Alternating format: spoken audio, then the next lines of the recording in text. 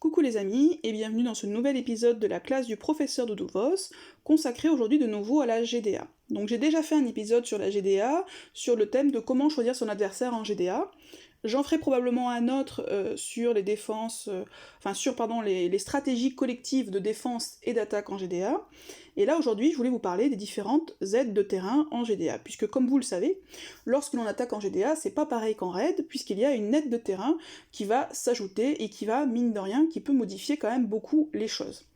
Donc je voulais vous parler de ces différentes aides de terrain. À mon sens, on peut les classer dans deux catégories différentes, qui sont les anciennes aides GDA et les nouvelles. Pourquoi ? Parce qu'après tout, on s'en fiche, j'ai envie de dire, tout ce qu'on veut savoir, c'est si elles s'appliquent maintenant ou pas, parce qu'en fait, elles n'ont pas le même mode de fonctionnement. Dans les anciennes ZGDA, celles qui existent depuis le début, il y a les flèches, il y a le boost d'attaque, et il y a le soin. Alors je mets un petit bémol sur le soin, parce que j'ai l'impression que ça n'existe plus actuellement, ça fait quand même beaucoup de GDA qu'on l'a pas vu. Alors j'ai pas vu passer d'infos là-dessus, peut-être que je l'ai raté, ça c'est même très possible, mais j'ai l'impression en tout cas que ça n'existe plus. Je vais quand même en parler, parce que bon, on sait jamais, mais il me semble que ça n'existe plus. Donc d'un côté, on a les anciennes ZGDA, que sont le boost d'attaque, les flèches et le soin, et de l'autre, on a les nouvelles ZGDA, qui ont apporté un peu de fraîcheur, donc ça c'était bienvenu je trouve, que sont l'égaliseur de guerre, les sbires, alors il me semble que ça s'appelle horde de morts vivants si je dis pas de bêtises, et les GDA en attaque de ruée, à savoir les GDA très rapides. Pourquoi est-ce que je distingue ces deux types d'aides GDA ? Parce qu'en fait, les anciennes ZGDA bénéficiaient uniquement aux défenseurs. C'est-à-dire que lorsque vous aviez le boost d'attaque, ça s'appliquait qu'aux défenseurs, le soin ne s'appliquait qu'aux défenseurs, et les flèches ne venaient grignoter la vie, ne viennent toujours grignoter la vie que de l'attaquant. Donc du coup, ces aides de terrain-là étaient uniquement une aide pour la défense. Autre particularité, ces aides, elles étaient pas en fait, il n'y avait pas une fréquence régulière, c'est-à-dire qu'au fur et à mesure que les héros adverses se font tuer, ces aides s'activent de plus en plus rapidement. C'est-à-dire que là où par exemple ça s'activait tous les 5 tours, au fur et à mesure que vous tuez les héros adverses, ça va s'appliquer très très vite, ce qui était notamment particulièrement gênant par exemple pour le soin, lorsqu'il vous restait un seul attaquant en face, c'était une tannée parce qu'il se faisait soigner très très régulièrement.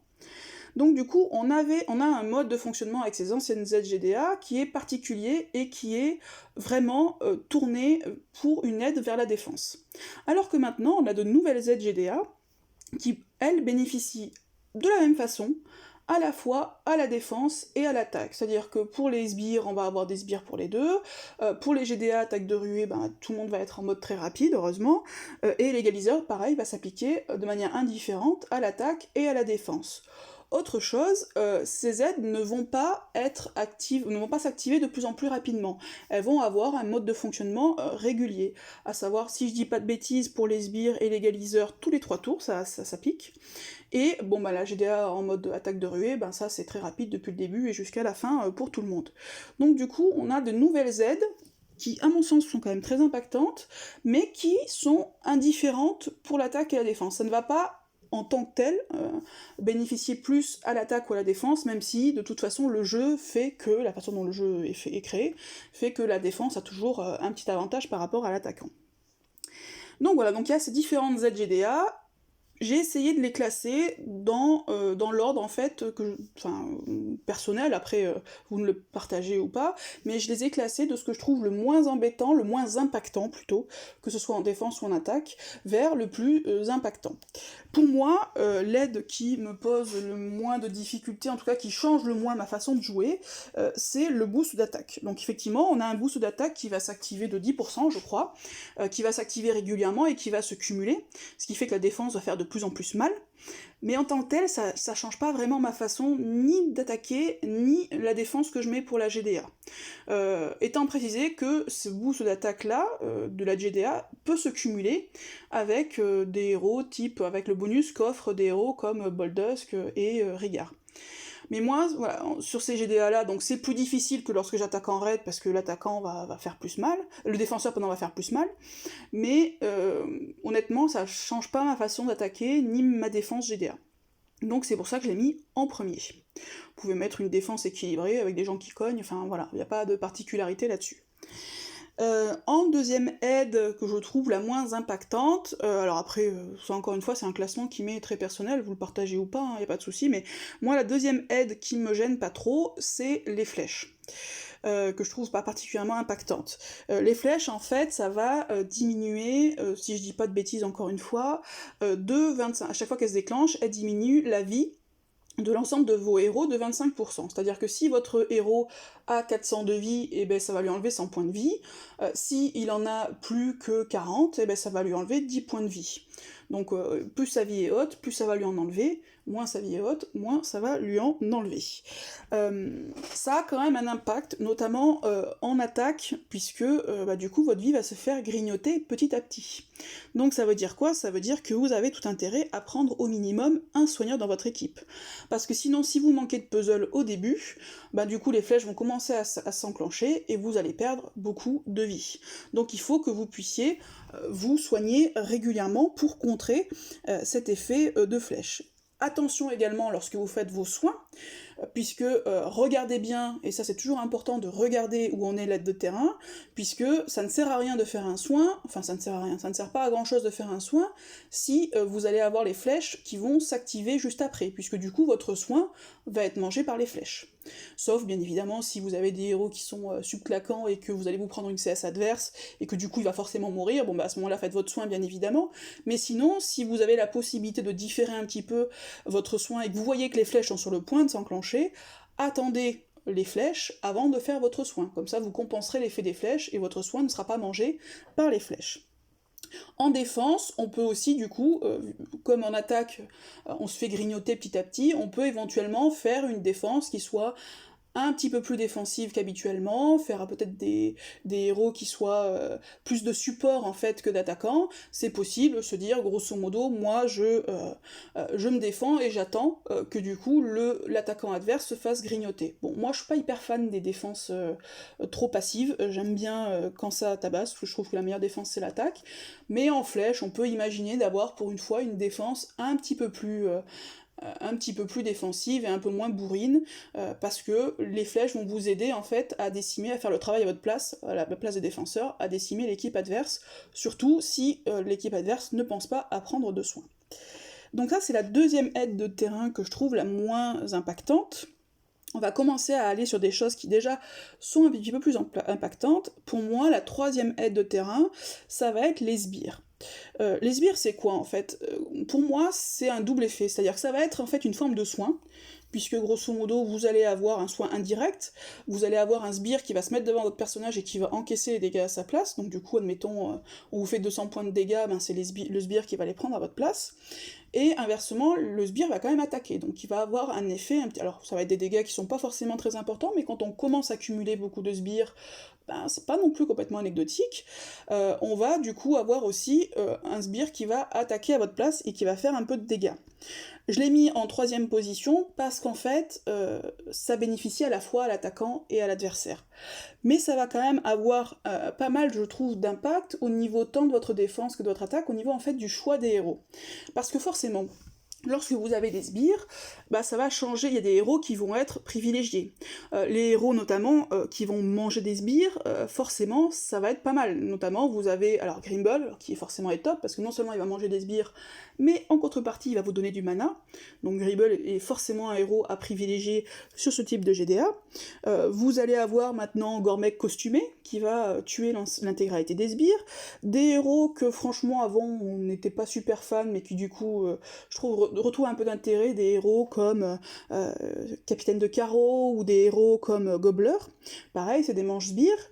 Nour, alors on va pas se mentir, c'est vraiment pas mon héros préféré, mais Nour, pareil, qui va du coup qui va créer des moineaux qui vont tuer les sbires adverses. Donc ça, c'est des héros qui sont à privilégier. Vous avez également d'autres types de héros, moi ce que j'appelle les bloqueurs de sbires, vous avez dans les petits niveaux Guvazir, et vous avez également Bera.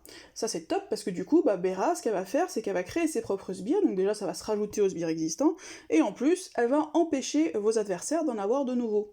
Donc du coup, grosso modo, elle va empêcher les adversaires de bénéficier du bonus GDA. Donc ça c'est plutôt super. Et vous avez également d'autres types de héros, ne serait-ce que ceux qui produisent des sbires, par exemple je pense notamment à Freya, qui non seulement va produire des sbires, mais qui en plus va booster l'attaque des sbires existants. Donc ça c'est pareil, c'est des héros qui sont, je pense, à privilégier en matière de GDA pardon, avec la horde de morts vivants, avec ce bonus-là. Donc ça modifie, je pense, pas mal à ce niveau-là, tant en attaque qu'en défense, du coup, parce que les deux sont, comme le bonus s'applique aux deux, vous pouvez utiliser les mêmes héros en attaque et en défense. Mais voilà, ça modifie à ce niveau-là, ça fait du soin supplémentaire, mine de rien, donc par exemple quand un héros est à moitié mort, vous vous dites c'est bon, je vais le tuer, et ben non, parce qu'il va avoir un sbire, et du coup vous allez, par exemple, je sais pas, les 100 PV, ben votre attaque sera pas suffisante pour les lui enlever, puisque vous allez d'abord devoir tuer le sbire avant. Donc mine de rien, ça a quand même un impact assez important sur le raid, c'est à prendre en considération. La quatrième aide que je trouve la plus casse-bonbon, et c'est pour ça que je ne suis pas je ne suis pas triste si elle n'existe plus, c'est l'aide de terrain soin. Puisque c'était une vraie tannée, non seulement l'équipe adverse, parce que en fait ça ne s'appliquait qu'à la défense, à la limite ça s'appliquerait à l'attaque et à la défense, ça serait moins gênant, mais comme ça ne s'appliquait qu'à la défense, ben vous vous embêtiez à tuer un héros, et à quasiment tuer un héros, il suffisait qu'il lui reste un petit peu de vie et que l'aide de soin s'active, et bim, il était resoigné, et du coup c'était reparti pour un tour. Ça avait un gros impact, notamment sur la façon d'attaquer, je pense, puisque moi dans ces cas-là, ce que je faisais, c'est que je faisais en sorte, notamment, de tuer les ennemis, de ne pas disperser mes CS, mais parfois on n'a pas envie forcément d'utiliser, je pense, je dis n'importe quoi, mais vous avez une Niana qui va enlever beaucoup de vie, vous avez un héros en face à qui il reste quand même plus grand-chose, vous n'avez pas forcément envie d'utiliser sa CS sur lui pour pas gâcher, vous préférez taper quelqu'un qui a plus de vie, qui du coup, voilà, vous allez pouvoir tirer le plein potentiel de la CS de Liana. Bah le problème c'est que si vous avez l'aide de soin qui s'active, du coup celui qui avait très peu de vie en a du coup beaucoup plus après, et vous êtes reparti pour un tour. Donc dans ces cas-là, moi en attaque, j'avais tendance à vraiment essayer d'éliminer les adversaires un par un, si possible, pour ne pas du coup qu'ils reviennent et qu'ils se fassent soigner.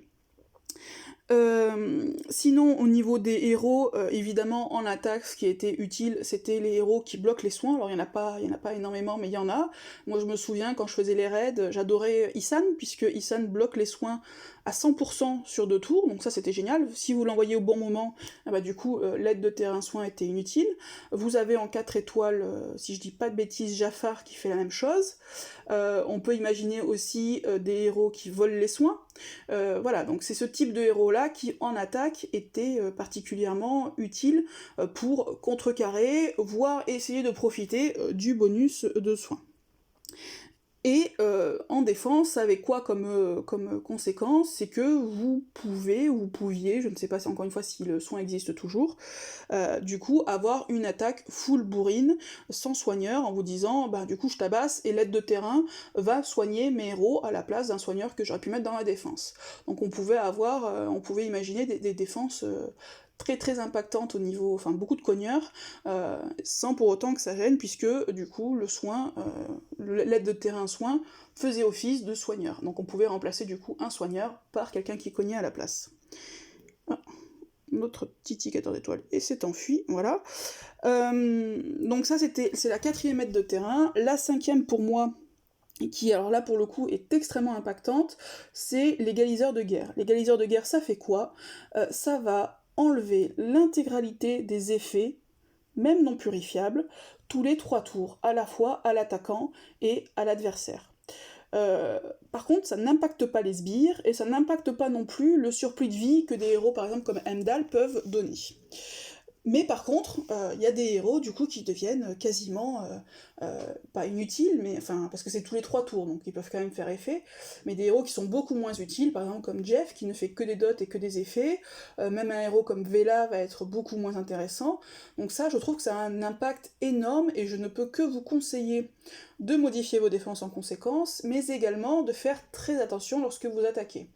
Lorsque vous attaquez, pour moi, il faut impérativement garder toujours un œil sur la barre, lorsque vous êtes particulièrement, sur toutes les aides de terrain, mais particulièrement sur l'égaliseur de guerre, il faut toujours avoir un œil sur la barre, en fait, où on voit où on en est au niveau de l'aide et si elle va s'activer ou pas. étant précisé que l'égaliseur s'active lorsque la barre est pleine. Ça s'active en fait après que vous ayez attaqué. Ça veut dire quoi? Ça veut dire que si vous utilisez des CS à ce moment-là avec des dots, avec des effets de debuff ou de buff, etc., ben en fait, tout ça, ça va sauter immédiatement après votre tour. Donc parfois, il va falloir être un peu patient et retenir vos CS pour le tour suivant, pour éventuellement du coup éviter de vous faire cleanser l'intégralité ou dispel l'intégralité des effets que vous avez mis. Inversement, lorsque vous êtes en attaque aussi, soyez intelligent. Lorsque vous avez des héros par exemple qui font des dots, qui font des effets, qui font etc., regardez où en est l'aide et n'hésitez pas à leur envoyer des tuiles juste avant que l'aide s'active, comme ça vous allez en fait faire en sorte par exemple qu'un Jeff devienne inutile en défense.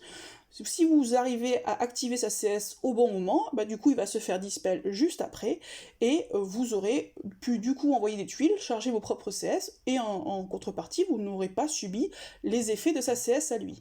Donc c'est pour ça que c'est hyper technique, je trouve que c'est l'aide en fait la plus stratégique à utiliser. En attaque notamment, faut faire très attention où elle en est, tant pour l'utilisation de vos CS que pour éventuellement déclencher des CS en face. Et au niveau de la défense, forcément, ça va avoir un impact aussi, puisque tous les héros qui font des buffs, des debuffs et des dots bah, vont devenir un petit peu moins intéressants, notamment ceux qui font ça sur beaucoup de tours, puisque du coup ça s'active tous les 3 tours l'égaliseur de guerre, donc par exemple si vous avez un effet sur 5-6 tours, ben, ça devient inutile, au moins sur la moitié, voire plus, parce que le problème c'est qu'en défense, vous ne savez pas quand est-ce que la CS va être lancée, donc ça peut être juste avant, si encore une fois votre attaquant notamment est un petit peu intelligent, ça peut être juste avant l'égaliseur de guerre, et dans ce cas-là, votre CS va être carrément inefficace. Donc, il vaut mieux enlever au maximum de sa défense tous les héros qui font ce type des dots. Alors, les Jeff, honnêtement, ça devient vraiment inutile, les Vela deviennent beaucoup moins utiles, etc., etc. Après, évidemment, c'est si vous avez la possibilité d'eux, hein, ça implique d'avoir un deck un petit peu fourni, mais faut savoir que c'est des héros qui, forcément, perdent énormément en utilité. Et la dernière aide de terrain dont je voulais vous parler, c'est celle qu'on a cette semaine, qui est l'attaque de ruée ou la GDA très rapide, qui, on va pas se mentir, est actuellement mon aide de terrain que j'aime le moins. Pourquoi? Bah parce que je trouve que déjà la RNG joue beaucoup, hein, en fonction évidemment de votre board, vous allez avoir une attaque plus ou moins facile. Si vous n'avez pas de tuiles, vous n'avez pas de tuiles. Sauf que en GDA classique, un board ça se travaille, on peut faire remonter des tuiles, on peut faire plein de choses. En GDA très rapide, du coup, forcément, tout va beaucoup plus vite, et notamment le board de départ est d'autant plus important, puisque si vous arrivez à charger vos CS avant l'adversaire, j'ai envie de dire, ça peut aller très très vite pour vous, vous pouvez gagner très facilement. Inversement, si vous n'avez pas de tuiles au début, ça devient très compliqué, parce que vous allez très rapidement vous prendre les CS adverses. Donc bien évidemment, au niveau de l'attaque et de la défense, ça va changer quoi? Ça va changer que forcément les lents vont retrouver tout leur intérêt, puisqu'en général, quand on a un mana lent, c'est qu'en contrepartie on a une CS qui est très forte, et donc là on va passer, du coup, tous vos héros vont devenir très rapides, donc les lents vont devenir extrêmement efficaces, puisqu'ils vont avoir de grosses CS et ils vont pouvoir les déclencher très vite, donc forcément on ressort dans ces GDA là les lents et les très lents, des héros comme Alfric, des héros comme Père Noël, enfin il y en a plein. Heimdall est un monstre aussi en GDA très rapide, enfin voilà, il y a tout plein de Vivica, retrouve notamment costumé, retrouve un intérêt énorme, enfin bref, il y a tout un tas de héros comme ça, lents, très lents, qu'on aime moins parce que on aime bien pouvoir déclencher les CS rapidement, là forcément en GDA très rapide, c'est le moment de les sortir, tant en défense qu'en attaque. Faites quand même attention, parce qu'il y a des héros lents qui sont aussi pas super bons en défense, je pense à Isarnia, je pense à Helena, Kagan éventuellement, c'est des héros qui vont avoir une grosse CS impactante, mais qui sont en général des chips. Donc à la limite Kagan, c'est contrebalancé par l'effet de son boost de bouclier, donc du coup s'il déclenche assez rapidement, il va se protéger lui-même. Par contre, Isarnia et Helena, si elles sont pas du tout emblémées, ça reste quand même des héros qui sont assez chips en défense, donc à vous de voir après si vous les mettez ou pas. Ça va être aussi, là je trouve que, alors c'est le cas toujours quand vous attaquez, que ce soit d'ailleurs en raid, en GDA ou autre, mais là particulièrement les troupes vont avoir un effet extrêmement important. Donc ça, il faut bien que vous y réfléchissiez. Alors je sais bien que c'est un peu, certains n'aiment pas bien, et voilà, ça vous demande de réfléchir, mais il faut savoir qu'en très rapide, en principe, un héros très rapide, donc là du coup ça sera l'intégralité de vos héros, déclenche en 6 tuiles et demie. Ce qui veut dire quoi? Ce qui veut dire qu'il va déclencher en principe en 7 tuiles. 7 tuiles, c'est en général 3 matchs de 3 tuiles. C'est assez rare que vous fassiez 4 et 3. Ça peut arriver, bien sûr, si vous faites un dragon, mais c'est plutôt rare. En général, ça va vous faire 3 matchs de 3 tuiles. Sauf que si vous arrivez à descendre et à augmenter votre génération de mana de manière à ce que vos héros très rapides déclenchent en seulement 6 tuiles, et bien là c'est plus que 2 matchs. Donc vous allez gagner énormément en rapidité et pouvoir déclencher vos CS beaucoup plus vite. Et ça, vous pouvez le faire comment sur un héros très rapide? Alors, bon, je vous invite du coup à regarder éventuellement les tableaux de mana et tout ça que je vous ai donné, mais je vais vous le dire. Sans rien, il vous faut une troupe 11 pour passer, une troupe mana, j'entends 11, 4 étoiles. Il vous faut une troupe 11 pour passer de 6 tuiles ennemies à 6. Mais vous pouvez aussi avoir, si vous avez un costume, il vous faut seulement une troupe mana niveau 1. Donc grosso modo, même pas monter, pour gagner, encore une fois, une tuile et passer à seulement 6 tuiles. Sinon, il vous faut une troupe mana 1 et 4% de bonus de mana donné par les emblèmes, ou alors une troupe mana 5 et 2% de bonus donné par les emblèmes. Donc éventuellement, ce que vous pouvez faire, soit au moment où vous attaquez, soit si c'est un peu compliqué, peut-être avant, regardez vos différentes équipes d'attaque et réfléchissez à qui vous allez donner quelle troupe.